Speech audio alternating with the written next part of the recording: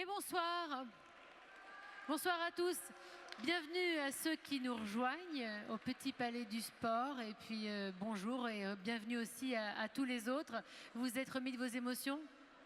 Ah, c'était chaud là quand même. Hein. Alors, je voudrais, avant de continuer, vous annoncer d'abord qu'on va parler surf. Donc ça, c'est quelque chose, vous savez, qui me tient à cœur. Et j'aimerais vous montrer une super image. Ouais, je vois qu'il y a un surfeur.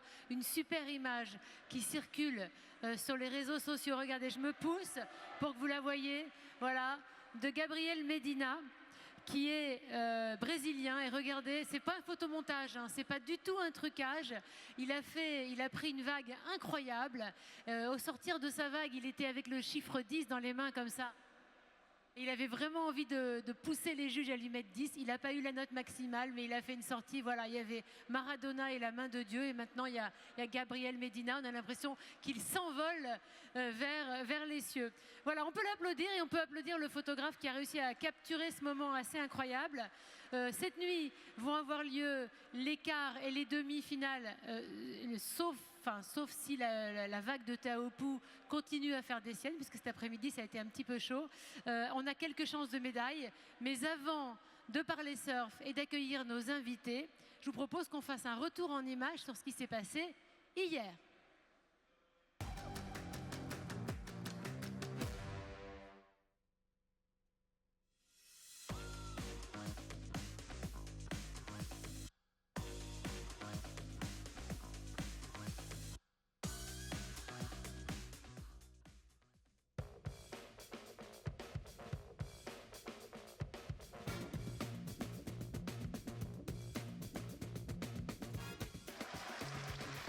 When an athlete is training, having different routines they're working on, they're trying to stretch and focus very, very sharply on the activity and to push themselves physically and intellectually.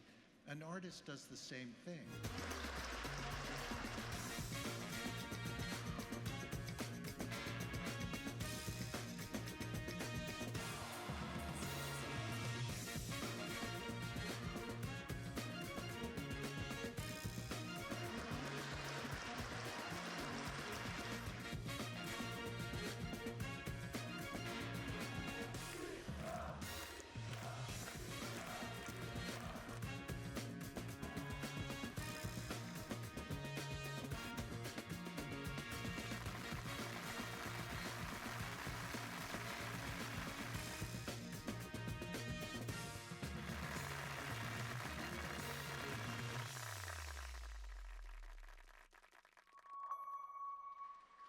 Ah, on peut les applaudir, les athlètes qui sont soutenus par le groupe BPCE, et je peux vous dire que quand on fait du sport, c'est important d'avoir du soutien. C'est pas facile d'une carrière de sportif qui dure non pas quelques instants comme vous le voyez, mais qui part de très très loin, et il faut arriver à vivre de sa passion et vivre tout court. Alors, le surf, ça vous a pas échappé que le surf, ça se passe pas à Paris, ça se passe pas non plus à Marseille, puisqu'à Marseille, c'est la voile. Non, ça se passe à Tahiti. C'est toujours chez nous, c'est outre-mer, et c'est la fameuse vague de Teahupoo. Et ce soir, nous avons des invités qui ont une passion commune, évidemment, c'est le surf et l'amour des océans. Je suis ravie d'accueillir, on va le voir tout à l'heure, il sera en duplex, Jacques Lagincom, c'est le président de la Fédération française de surf. Et ici, au Petit Palais du Sport, tout de suite, on applaudit Thomas Servetti de Nomad Surf. Thomas.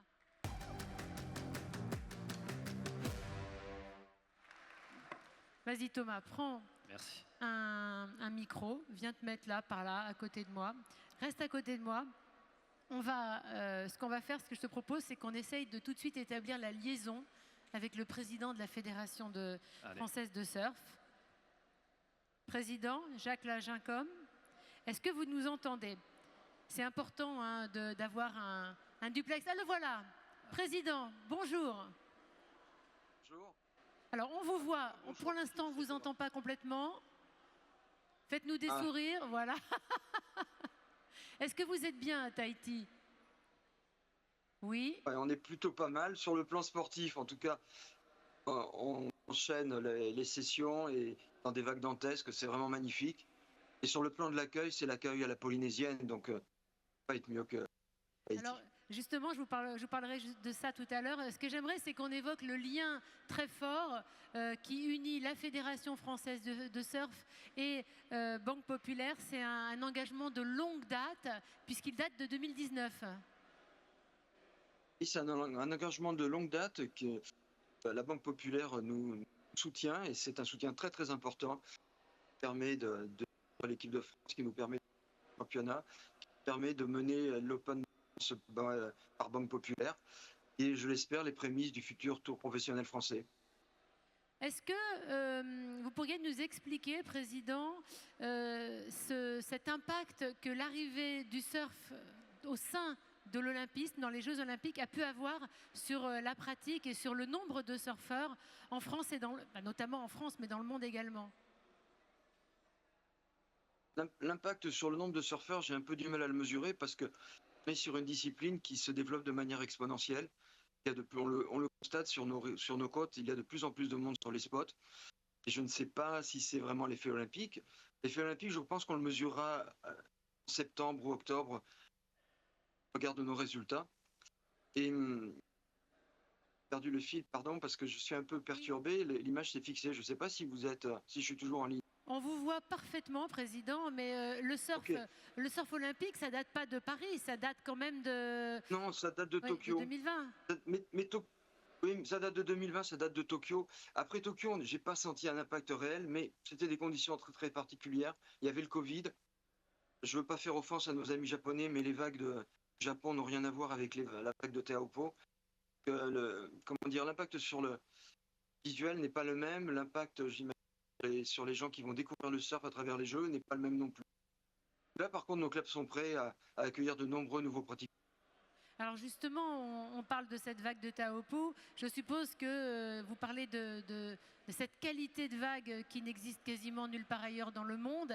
Vous pensez que c'était vraiment le lieu idéal pour déplacer les épreuves de surf, même si c'était si loin de nous, si loin de Paris?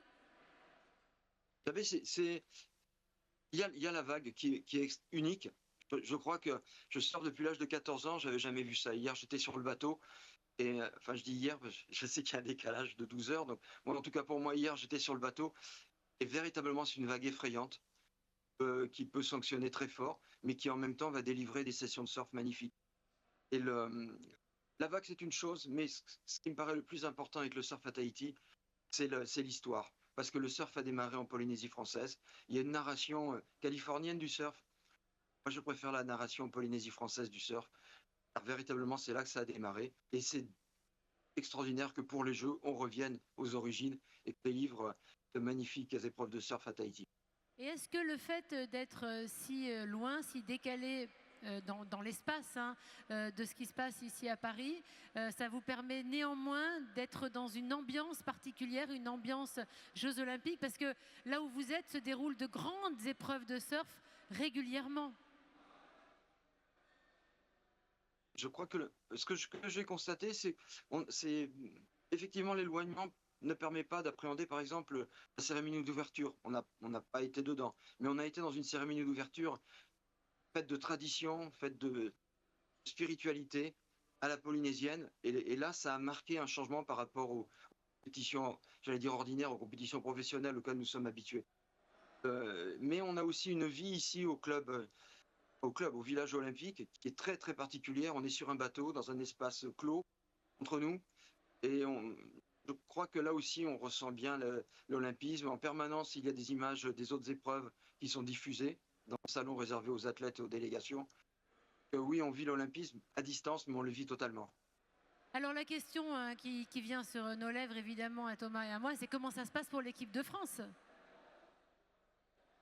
Et ça se passe, mais on ne peut mieux, je crois que là, on est la seule, je crois qu'on est la seule nation à avoir encore 4 qualifiés, peut-être le Brésil, je vérifie. Et nous avons 2 garçons qui sont directement maintenant en quart, qui vont s'affronter en quart. Donc on est à la certitude d'avoir un Français en demi. C'est cruel, hein, mais c'est aussi une garantie d'avoir un Français en demi. Et puis nos 2 Françaises qui vont également s'affronter. Ça aussi, c'est cruel, mais bon, c'est le jeu des seedings. Et pour l'équipe de France, c'est pour l'instant carton plein. Et on a sorti des grands noms du surf. Hier, Kaoliva sort Colapinto, par exemple. Et comment va Johanne Defay? Je sais qu'elle s'est blessée à la tête, elle a eu quelques points. Tout est réglé? Oui, pour Johan, c'est réglé. Les conditions hier fait que les épreuves féminines ont été reportées. Je ne sais pas si elles auront lieu demain ou après-demain. Et pour Johan, c'est plié. En tout cas, je tiens à saluer le courage de Johan parce qu'elle prend un gros carton sur le riff, elle continue la compétition, elle se qualifie. C'est quelqu'un d'extrêmement courageux et talentueux, donc, et qui a tout à fait sa place et j'espère va nous conduire vers... Merci, Président. Alors, je ne vous présente pas Thomas Servetti de Nomad Surf, que vous connaissez probablement. Et vous savez qu'il est comme vous, finalement, Thomas. Il est amoureux de l'océan. Thomas, ce que je retiens aussi dans ce qu'a dit le Président en tout début de son entretien, c'est cette envie de revenir aux origines du surf. Est-ce que ça te touche, toi, ce surf qui se pratique à Tahiti, ces Jeux Olympiques à Tahiti? Alors moi j'ai jamais été à Tahiti, mais c'est sûr que ça fait rêver. Et quand on pratique le surf, on connaît tous la vague de Tiopo, comme on connaît aussi les vagues d'Hawaï et d'autres endroits dans le monde. Mais je pense que le président l'a très bien dit, Tiopo et Tahiti sont le site parfait pour la France pour accueillir ces compétitions-là.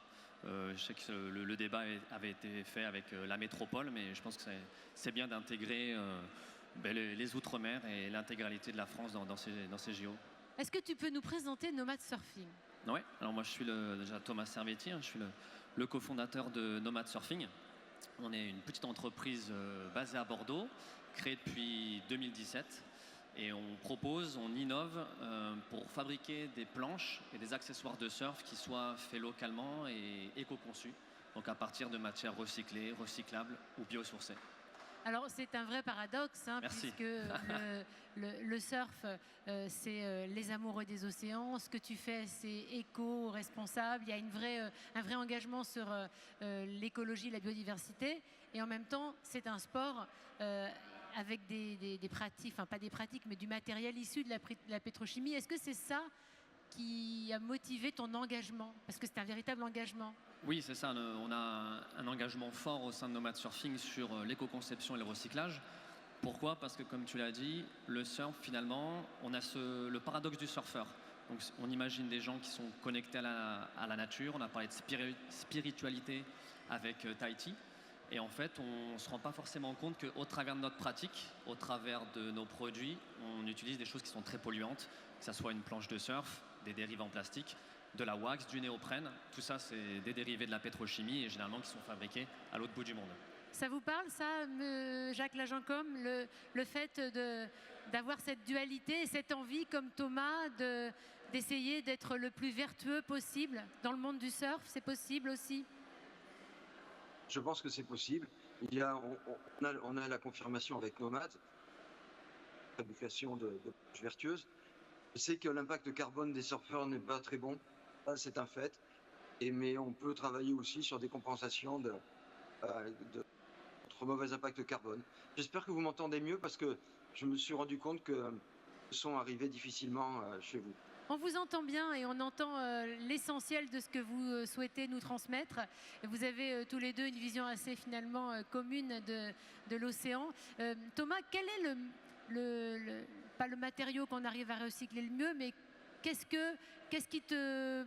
est l'accessoire qui pour toi est le plus vertueux dans ce que tu fais toi? Oui, bien sûr. Je parlais de planches, mais aussi d'accessoires de surf, parce qu'une planche, on ne fait rien avec. Il faut des dérives, un pad, un leash, donc ils vont connecter le surfeur à la planche. Et une combinaison.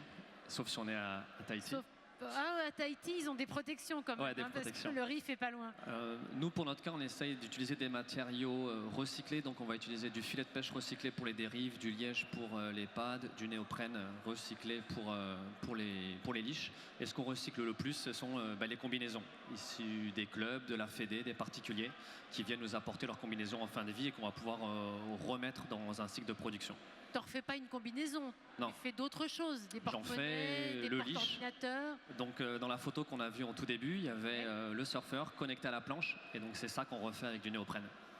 Et tu me disais tout à l'heure, quand on préparait notre intervention, que vous faites les dérives, hein, les petits ailerons, à partir de filets de pêche. Ouais, donc on fait nos accessoires en France et pour les dérives, c'est 100% à partir de filets de pêche recyclés. Bah, c'est bien, je pense qu'on peut déjà applaudir ces initiatives que je trouve plutôt intéressantes parce que c'est pas le cas de tout le monde. Et on a toujours envie, quand on fait du sport, d'avoir le dernier matériel à la pointe. Est-ce que la seconde main, comme on dit, le matériel qui a déjà servi, devient à la mode? Est-ce que c'est tendance en surf? Alors oui, aujourd'hui l'enjeu c'est d'allier éco-conception avec performance parce qu'on veut toujours être à la pointe et aujourd'hui on voit que le marché de la seconde main, comme il y a Le Bon Coin, Vinted, il y a les mêmes plateformes pour les activités nautiques et le surf. Et un surfeur généralement il a plusieurs planches de surf en fonction des lieux et de son niveau. Donc c'est vrai que tendre vers la seconde main plutôt que de l'achat neuf, ça se fait de plus en plus. Ouais. Est-ce que tu peux me parler du lien qui t'unit avec le groupe BPCE et notamment avec Banque Populaire? Bien sûr, nous on est du coup sociétaire de la Banque Populaire depuis 2017, donc il nous accompagne dans notre développement.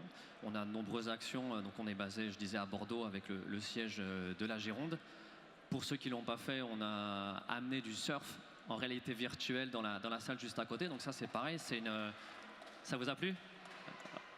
Donc ça vous permet d'aller à Tahiti avec des casques de réalité virtuelle et ça c'est des choses qu'on met en place grâce au groupe BPCE et à la Banque Populaire. Ils nous permettent à notre petite échelle de participer à la grande fête que sont les JO.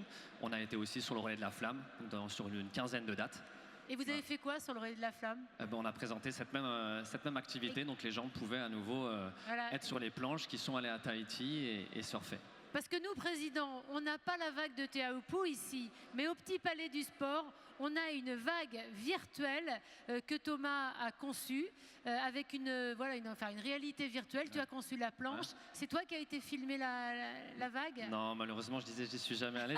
J'aurais bien voulu, et puis j'ai pas le niveau pour aller surfer cette Donc vague. On peut ici, Président, on peut ici surfer la vague de Te Aupu. Ouais. Alors, on est quand même connecté à vous, en quelque sorte. Ouais, mais je vous remercie. Ce que je voulais vous dire, c'est deux choses. Envoyez des messages à l'équipe de France. On est loin, on va avoir besoin du soutien de tous les supporters. Vraiment, faites-le, ça les touchera. Et puis l'autre chose, c'est que je veux éloigner personne du Petit Palais, mais la Fédération française de surf est présente à la Villette, au Club France, dans un pavillon qui est éco-construit, qui a été fait avec le concours de l'école d'architecture de La Réunion. Et on vous attend également là-bas pour parler surf et rencontrer du monde. Eh bien, on vous embrasse, Tahiti.